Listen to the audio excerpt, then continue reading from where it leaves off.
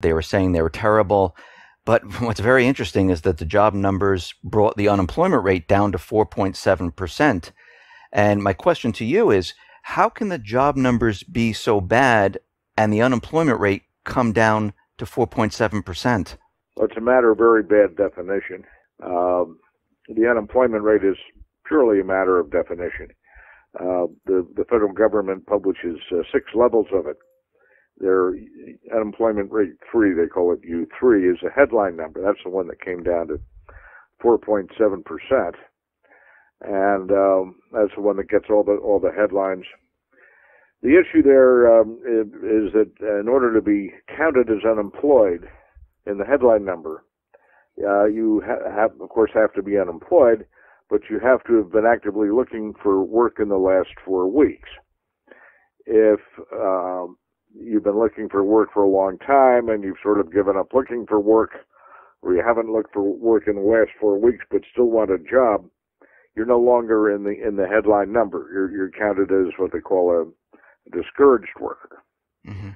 And if you're discouraged, the discouraged workers get counted in a broader unemployment measure called U6, where the headline U3 dropped from 5% to 4.7%.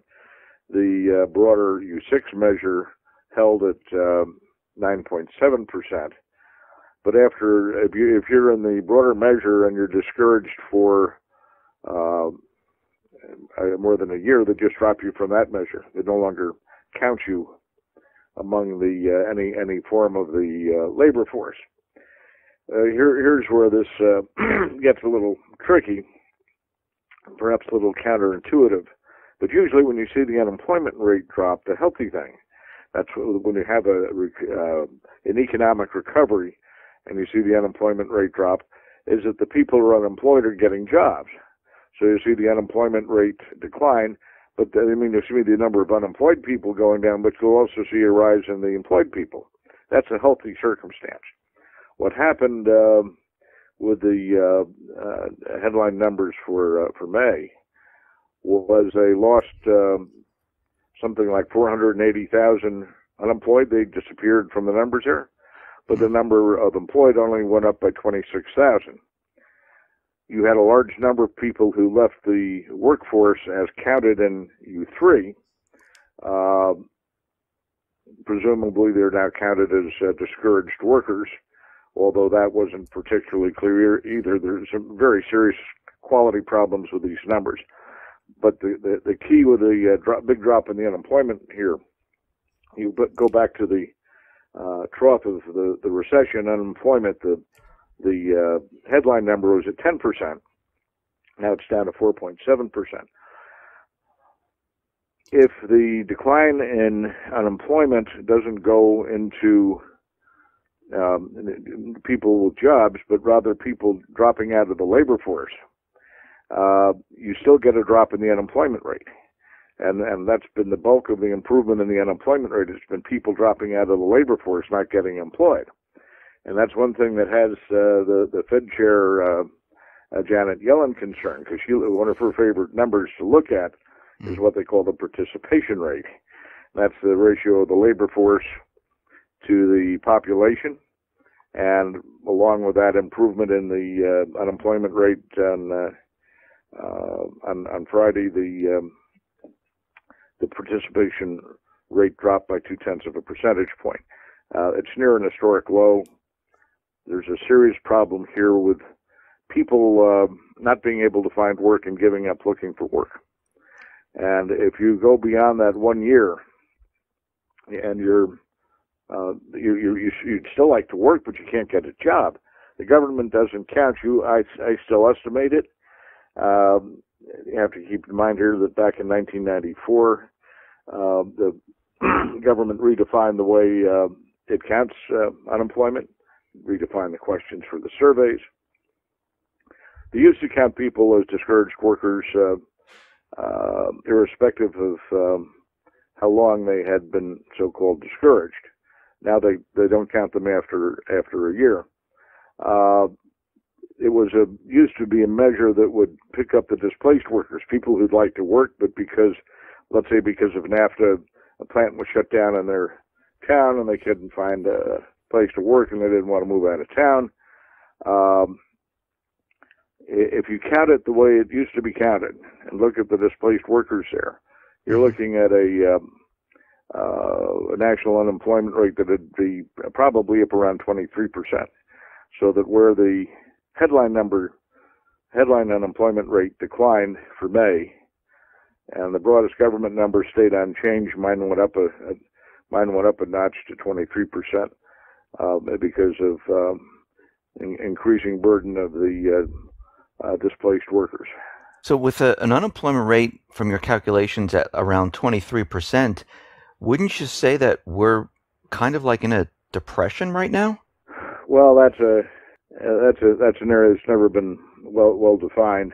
For depressions, you get euphemisms from the government and its economic reporting. Before the Great Depression, every economic downturn was referred to as a depression. That's because if you plotted the path of economic activity, you'd get a depression, and then it'd come back up and would rise and fall. With the Great Depression, referring to what we call now a recession as a depression, was not politically popular. So that what they did was they redefined the depression. Actually, they didn't redefine it, but used different terms. And for a depression, the downside was referred to a recession. I mean, the economy is receding, and then recovery coming up. So the depression used to be a period of recession and then recovery. Now, that said, I went back and discussed with a number of people what would count as a depression in the post-Great Depression era, something that take you back to that type of a magnitude of a decline that was seen. And general consensus I came up with was sort of a peak-to-trough contraction in excess of 25%. We haven't seen that here, at least not yet. Now, in the Great Depression of the 1930s, the peak unemployment rate was about 25%. And so with mine at 23%, it looks like it's getting pretty close. But back in the 30s, something like 27% of the population, or those who are employed, lived and worked on farms. Today, that's less than 2%. So if you looked at the non-farm unemployment rate back in the Great Depression, that was about 35%. I think that'd be more comparable to my number. I think what we're seeing now is basically it's probably the worst we've had since the Great Depression, but we also had some pretty bad times back in the early 1980s, in particular, back in 1975. So we certainly have seen from the standpoint of economic activity, we've seen the worst economic activity since the Great Depression. We're not quite there yet with the actual unemployment. Do you think the economy right now is in serious trouble? Of course it is. It never recovered. I mean, we've seen the deepest decline in economic activity again since the Great Depression. If you follow the headline number, the official numbers, which are very heavily gimmicked, show that the economy started turning down in 2007, plunged through 2008 into the middle of 2009, and then recovered. Just went higher. And the GDP, the biggest, the broadest measure that they have of our economy right now is adjusted for inflation is 10% above the pre-recession peak. That's nonsense. If the GDP were 10% above the pre-recession peak, nobody would be debating whether or not we were in a recovery or what was happening with the economy. That would be good news. what I'll contend, and I can show with a number of indicators, is that the economy, yes, indeed, it probably peaked back in 2006. It really started to plunge toward the end of 2007, hit a trough in 2009. That far, my numbers would go along with the government. But where you may have had some bounce off the depth of the trough, you never had a recovery. You just had a period of low-level stagnation in most areas. You can see that in virtually all the housing and construction numbers. If you look at the plots there, they never recovered. They're just bouncing along at relatively low levels of activity, maybe a little uptrend, but they're still anywhere from 30 to 70% below the pre-recession peaks. You look at freight activity, which is a broad measure of economic activity, and you'll see a similar pattern: plunge, little bounce, and then low-level stagnation. And all the numbers are beginning to turn down again. You do see numbers like the GDP and real retail sales and even industrial production that actually reached the pre-recession levels, and there's some reasons for that. But consider that even as published, the industrial production now has fallen back below its pre-recession peak, and the manufacturing sector never recovered its pre-recession peak. There's a problem with the way the government handles inflation. They've changed methodology there a number of different ways over the last couple of decades, and the effect has been to understate inflation. It's been very deliberate. You go back to the 1990s, people who were following what was going on at that time might remember conversations from or points made by Alan Greenspan, who's then Fed chairman, or Michael Boskin, who was head of the Council of Economic Advisors, putting out a story. The CPI inflation overstates inflation, and if only we had a more realistic number, a lower inflation number, that would help us with the budget deficit, because we could cut back on cost of living adjustments to Social Security, and the lower inflation would also tend to boost people into higher tax brackets, so they'd get more tax revenues. And what they did was actually altered the method of calculating the CPI to gimmick it in the government's favor, where many people rely upon the government's inflation numbers as a meaningful measure of what inflation is. Let me just tell you briefly what they did, because this has major impact on the economic reporting and why you don't see what's really happening in some of these numbers. Going back a couple of centuries, and there have been consumer price indices that go back a couple of hundred years. The concept behind the consumer price index, at least for most people, is from the standpoint of looking at, my income. Is my income going up fast enough to at least stay ahead of inflation? Or my investments, am I getting enough of a return so that I'm staying ahead of inflation?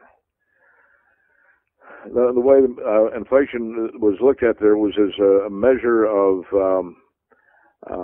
inflation in maintaining a constant standard of living.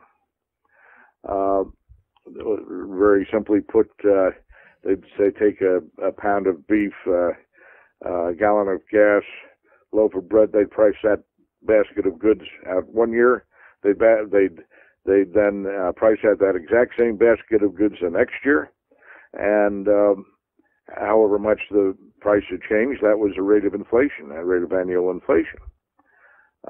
If you ask Greenspan, what do you mean the CPI is overstates inflation? He said, if steak gets more expensive or too expensive, consumers are going to buy chicken or hamburger instead of steak, and their costs will be less unless their cost of living isn't as high. While that might be true from a certain definition of cost of living, that's not the case in terms of what's needed to maintain a constant standard of living. The idea of a constant standard of living is that your income is increasing with inflation, so that you don't have to switch from steak to hamburger in order to live. That was the whole concept behind the CPI. But the government wanted to move towards a substitution-based index that would reduce the low. They did that. They also introduced what they call hedonic quality adjustments. Now, it's very common that the government, and quite properly, would adjust for quality with certain measures in the consumer price index. They have people who go around and survey costs of goods in stores all over the country. And what they might find is an 8-ounce candy bar. And 1 month, it's a certain size package and certain price. Let's say the next month it's the same size package, but they've reduced the size of the candy bar to 6 ounces. You'll find that happens. In theory, they pick that up and they make a mathematical adjustment so that it reflects the actual cost of the candy that you're getting. That's a legitimate adjustment. But then they'll say, oh, we have quality adjustments here that are taking place in things that people don't recognize or that they have no way of quantifying, and they have computer models that will estimate what the saving is, and they deduct that from the rate of inflation. In an extreme case, this was some years back, the government mandated a change in formulation of gasoline to help with emissions. When it went into effect, it had the effect of boosting the consumer price index. Well, it had the effect of boosting the price of gasoline by 10 cents a gallon, which at the time was a significant amount. It did not get reflected in the consumer price index because the government deemed that to be a quality improvement. The average guy who's pumping up his gas into his car to go to work was moaning and groaning about having to pay more for the gasoline as opposed to as opposed to what the government was indicating he wasn't paying. He wasn't thinking about the better atmosphere. He was thinking about out-of-pocket expense. The CPI as we know it today does not reflect the constant measuring the cost of maintaining a constant standard of living, and it does not reflect the cost of out-of-pocket expenses.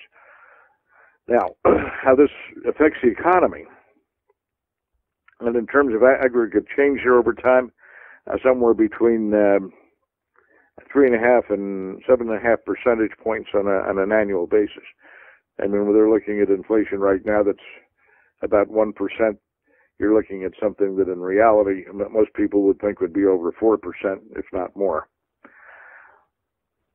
But here's the trick with economic statistics. Most of the numbers, things such as the GDP or retail sales, get viewed net of inflation. If your retail sales are up 10%, you're the retailer, say, hopefully that's good news. But then if you go look and you see that that's because inflation was up 15%, you actually lost 5% in your real sales, that's not such good news. So they tend to deflate the dollar numbers by inflation. And if you understate the inflation, the resulting inflation-adjusted growth is overstated. In terms of the gross domestic product, that's overstated as best I can estimate it. The inflation there is overstated by about 2 percentage points. If you take that out of the GDP numbers, along with over the period of time where the methodologies were changed, what you'll find is that the economy plunged into 2007, and then basically has been stagnant ever since, flat and never recovered. Same thing with retail sales. And even with industrial production, there are components there that are still inflation adjusted, although it's an index, show the same pattern. Adjusted for overstatement of inflation, you see most series will tend to confirm that a pattern of non-recovery. And what's frightening now, unfortunately, is that the economy is turning down again. It never recovered, and now it's turning to the downside. Now, since the economy is turning to the downside now, and we're really not seeing an improvement from what you're saying, why is the Fed pushing interest rate hikes? Why at this point are they saying, okay, it looks like now is the time, and they keep talking about it? Why at this point are they pushing so hard to raise the interest rates? Well, they don't know what to do. They're in real trouble. The system collapsed effectively back in 2008, and they've been stymied ever since. What they're trying to do with talking up the interest rates is to keep the dollar strong, because if the dollar weakens and you get excessive selling of the treasuries, and the dollar weakening very sharply, you're going to see a big pickup of inflation, which is where we're heading. So you think that I'm sorry. You think the dollar is going to devalue? Collapse, yes. If you go back to the panic of 2008, there's a point in time there where if you're listening to the headline news, you'd see the Treasury Secretary or the Fed Chairman say, "We've got to put together this package today because if we don't, the system's going to collapse. The bank system's going to collapse." They weren't kidding. We should not have gotten to that point.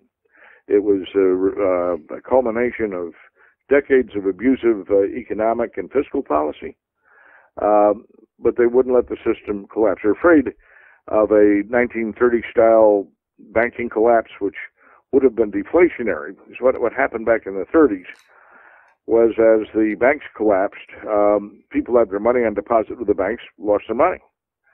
And as a result, the money supply collapsed. It's down about a third. The economy was down about a third.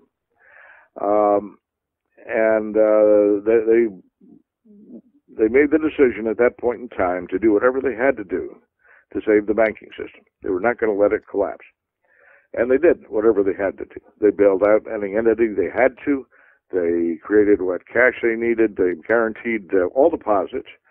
You look at who was bailed out aside from some of the large banks. The Fed bought AIG, which is the largest insurance company, backing the bankrupt mortgage-backed security system.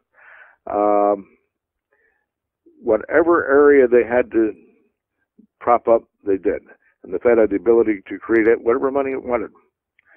The problem is, although they prevented the system from collapsing, none of the actions they took addressed the underlying fundamental issues. Didn't address the issues as to why we'd gotten to that point in time. The circumstance of the long-term insolvency of the United States. Those were issues that didn't concern them. They just took stopgap measures to buy a little time. They pushed the problems into the future. We're in that future right now. Now, what did the Fed do? The Fed's primary function in life, aside from their official relationship with the government, where they're supposed to keep employment healthy and inflation under control, is to keep the banking system intact. Everything they've done here has been designed to keep the banking system from collapsing. The quantitative easing was never designed to prop up the economy. They don't have the ability to prop up the economy. Bernanke indicated that a number of times. All the cash they created was designed to provide liquidity to the banking system. Had it been designed to go into the normal flow of bank lending into commerce, that would really have helped the economy. But that didn't happen. A lot of people still have problems borrowing money, even with top credit scores. All this was designed that they bought the treasuries being held by the banks, and they told the banks to deposit the cash with the Fed. The Fed paid them money on it. The Fed bought the treasuries. They bought enough treasuries to effectively monetize three-quarters of what the federal government was issuing at that time. They're holding on to those treasuries. They paid the interest on the treasuries back to the U.S. Treasury. They monetized those treasuries. They stopped buying treasuries, but they've maintained the treasuries. They've after a couple of years of threatening to raise rates, which was always used to prop the dollar, that threat was, they actually raised the interest rate, the Fed funds rate, by a quarter of a point off of zero. And they've been threatening to raise rates ever since, but they can't do it because they're afraid of what's happening to the banking system. It's not that they're afraid of, this is going to hurt the economy. Actually, higher rates would probably help the economy. I know that sounds a little perverse, but it would mean greater lending. People on fixed incomes could get a safe return on their money, assuming it would insured certificates of deposit, things like that. Weak economy, the economy's turning down again, means the banks are in trouble. I mean, they've been in trouble all along. This is not going to help them in their recovery. It's probably going to push the Fed back towards some form of quantitative easing. I don't think you're going to see any tightening here, any higher rates until after the election, although they're going to keep talking about it every week. But as the economy gets worse, and a lot of signs that's already happening, and they move back to providing liquidity to the banks and buying the treasuries, effectively funding the U.S. government, that's going to become very inflationary, eventually leading us to a hyperinflation. It's a circumstance I thought would have come to fruition a couple of years back, but I didn't foresee all the things they're going to do to try and prop up the system. When do you think it's going to happen at this point? It could break very quickly. It could still be another year or two. I can't give you a firm date on it because there are things that'll happen that no one is really planning, but when they happen, they'll be relatively massive and swift, such as the rest of the world deciding to dump the dollar, sell treasuries. You're already beginning to see that. Why would the Fed go in and start monetizing treasuries again? The government needs to borrow the money. Who's it going to borrow it from? I mean, all our big buyers are now generally net sellers, such as China, Japan, Korea, Saudi Arabia. The big net buyers have been the Federal Reserve. And you get massive selling against the dollar. Nobody really wants to hold the dollar. They know the dollar long term is going to become worthless. It's going to be reflected in a rapid rally in precious metals prices and also oil. And the oil spikes gasoline prices, and that'll give you a very early spike in basic inflation. But it'll start the process that's going to move us into an inflationary. So for those people who don't understand, when you say hyperinflation, what would people experience when hyperinflation hits? With hyperinflation, the currency becomes worthless.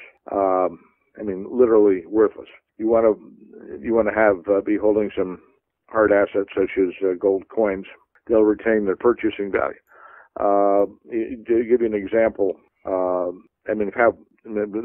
a lot of stories that come out of the Weimar Republic after World War I in Germany, and as the inflation was beginning to get bad, you could go into a restaurant and order dinner one night, have a nice bottle of wine. The next morning, what had been an expensive bottle of wine was worth more as a scrap glass than it had been filled with fine wine the night before. The depreciation of the currency can get so rapid. You look at another extreme case, recent one is in Zimbabwe. If you got paid in Zimbabwe dollars, you immediately ran down to the black market and exchanged it for U.S. dollars. The U.S. dollars to them were gold. That was your store of wealth. The dollar becomes worthless, and there are all sorts of things that happen with that. You'll have some warning on it, but as you start to see it pick up, eventually we're headed in that direction. And the reason is that we've lived so far beyond our means that we've effectively doomed ourselves. If you have some people who really wanted to overhaul the system and try and balance it, they might be able to do so. Mm-hmm. It'd be economically painful and politically painful. But here's the big problem. And I've started formally forecasting hyperinflation back in, I think it was 2004. It was around it. It was back in during the Bush administration, the last George Bush administration, when they overhauled the Medicare program. At the time they did that, it was the total federal debt was about $8 trillion. And when they overhauled the Medicare program, they didn't fund it. And they increased unfunded liabilities. And net present value, that means the amount of cash you need in hand today that you could invest that will cover your future obligations, was about $8 trillion. So in one fell swoop, they doubled the obligations of the federal government. Today, the total obligations of the federal government, including the debt and the net present value, this is not the total cash outflow, but the amount of cash you need in hand to cover that cash outflow going forward is in excess of $100 trillion. That's more than the global economy. there's no way we can ever possibly cover that out of normal government operations. The way it generally gets handled is that either a country defaults on its debt, which is very unusual, or more commonly, it just if the debt is denominated in its currency, as Alan Greenspan said, oh, the U.S. won't default on its debt because it can print the dollars it needs to pay it.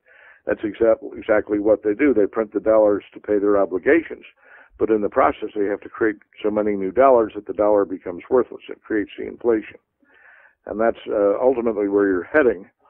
But we're not going to, that's not going to be 20 to 30 years down the road. The crisis is going to come when you have the rest of the world dumping, 15, 20 trillion dollars worth of dollars outside the United States, sending them back to the United States, and we've got to absorb it in the system here, and all of a sudden you see the inflation begins to skyrocket. From all your research and looking at GDP, unemployment, the dollar, when do you think, and a lot of people are saying that the second half of this year that we're not going to make it through, when do you think the system's going to come down? 2008. It's already happened.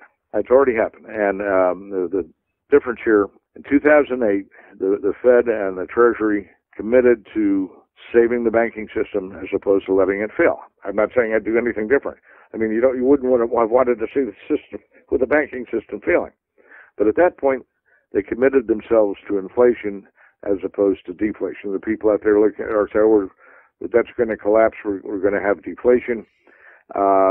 Collapse of debt does not give you deflation. It doesn't contract the money supply. It hurts the banks. The banks can't lend as much money. That's what we've seen. But it's the loss of the banking system that contracts the money supply. So at that point in time, they made the commitment to save the system, but the system at that point effectively was lost. The reason they can't seem to find their way, the reason the rest of the globally central banks can't seem to find their way, is that they don't know what to do. They've never seen anything like this or afraid of a systemic collapse. Now, in terms of the economy, we're still moving along at something of a positive pace, at least according to the. Well, actually, it's not. If you look at the first quarter GDP numbers, it was revised higher to a little over 1% or so, I think it was. But the gross national product, which is a broader measure, it's a GDP. The GDP is the gross national product, net of flows of interest and dividend payments. Mm-hmm. So for net debtor nations, the GNP usually is weaker. That's why we report the GDP. But back in the days of Lyndon Johnson, we used the GNP. The GNP contracted in the first quarter. We've seen contractions already in industrial production. You're going to see a benchmark revision to the GDP, and at the end of the July, that'll probably show that we've had several quarters of contracting GDP in the last year or so, and that we've been in a recession since December of a new recession since December of 2014. In terms of how this goes how long do we go before the dollar starts to fall apart and before people see the headline turmoil in the economic statistics, and you see deteriorating unemployment pictures. That's that we've actually started into that era now. So come the election, I don't think you're going to get through the election without major disruptions to the financial system. The economy certainly is going to be weak, and how it goes after that remains to be seen. But I don't see a happy picture here. John, I want to thank you for being on the X22 Report Spotlight. Can you just tell people how they can see your work? Sure. I have a website called shadowstats.com. I sell a subscription newsletter on the website. It's weekly. I also post on the website a number of think pieces that describe how we got where we are, where we're going, the hyperinflation report, article on inflation and the employment. We'll publish our alternate measures of inflation and unemployment on the website, available to anyone who just wants to go and look. always like to pick up new subscribers if anyone's interested, but our subscription fees are reasonably small as things like this go. I mean, $175 a year, $89 for $6 months. But you can read my headlines and get a sense of exactly what I'm looking at, and the big articles in terms of the broad picture, and that the broad picture does not change. Those are there for the reading. John, once again, thank you for being on the Spotlight. You're most welcome. Thanks for having me.